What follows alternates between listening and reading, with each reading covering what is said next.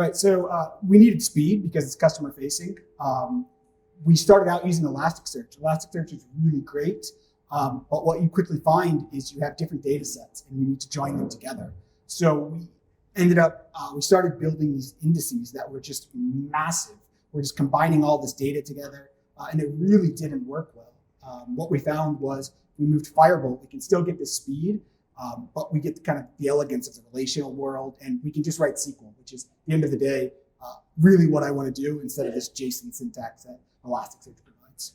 Okay, so just to kind of summarize then for people, so what you've got here is a SaaS application, a SaaS service, where you are collecting in, so you're allowing your clients to collect in this payment data from, say, e-commerce sites.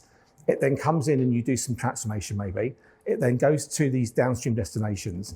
And what Firebolt does then is allows them to actually I suppose, analyze that data so they can then, for example, maybe try and understand which banks or which kind of activities are leading to payments not going through. Is that correct? Yeah, exactly. So, what they may find is for some reason in Germany, this processor isn't performing well. So what they can do is, well, with Primer, just route your payments to a different processor if they're coming in from Germany. Yeah. What's the volume of data you work with, roughly?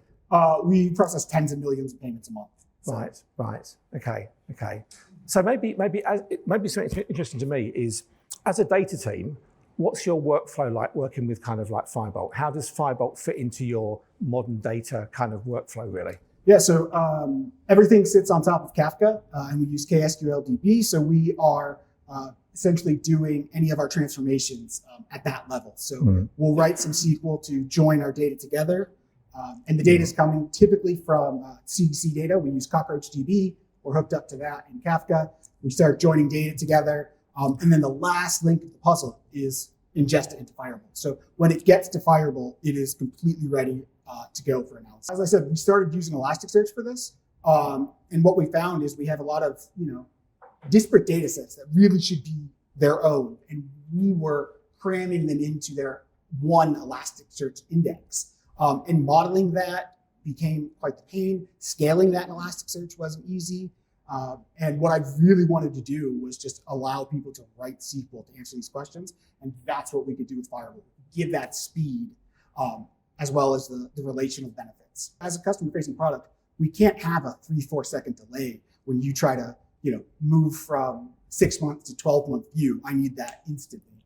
And that's what we can get with Firebolt. Is there a point at which the volume of data makes Firebolt the obvious choice for you, really? Yeah, I mean, I think especially as we grow, it will become that.